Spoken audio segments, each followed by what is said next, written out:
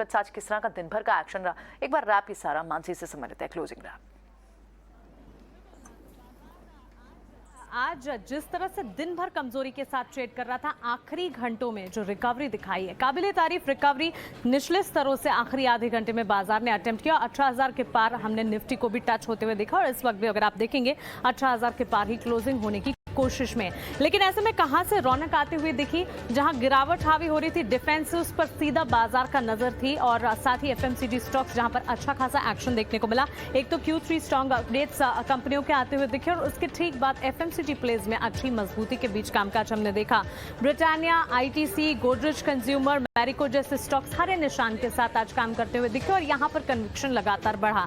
सिर्फ एफएमसीजी नहीं, tyre stocks में भी अच्छा खासा एक्शन था। एक तो क्रूड करेक्शन के बेनिफिशियरी हैं टायर स्टॉक्स, इसके अलावा भी रॉ मटेरियल को लेकर जो खबरें आती हुई दिखी और टायर एसोसिएशन की तरफ से कुछ खबरें रहीं जो कि आज इस स्पेस को काफी ज्यादा खबरों में रख रही थी। और टायर स्टॉक्स में सियाट, अपोलो टायर, जेके टायर जैसे काउंटर्स थे जिनमें अच्छी खासी मजबूती के बीच हरे निशान के साथ ट्रेड्स नजर आए।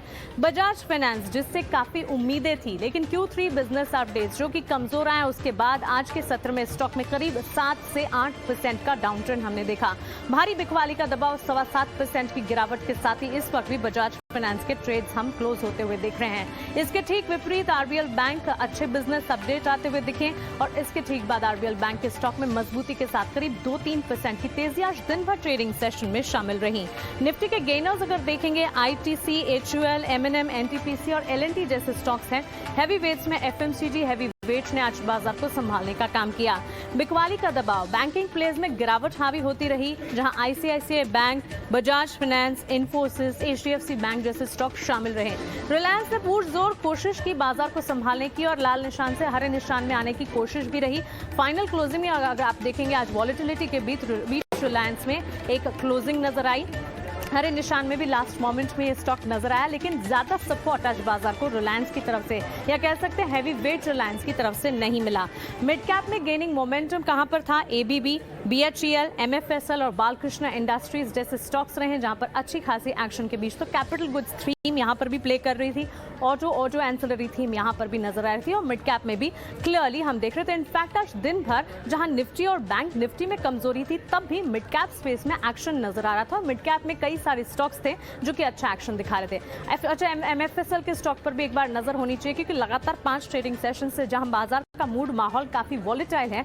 एमएफएसएल मैक्स फाइनेंशियल सर्विसेज का स्टॉक जो अच्छी मजबूती के बीच हरे निशान के साथ ऑलमोस्ट 5 to 6% की मजबूती हमने आज देखी। 10% तक की मजबूती 5 ट्रेडिंग सेशन में इस स्टॉक में भी नजर आ चुकी है।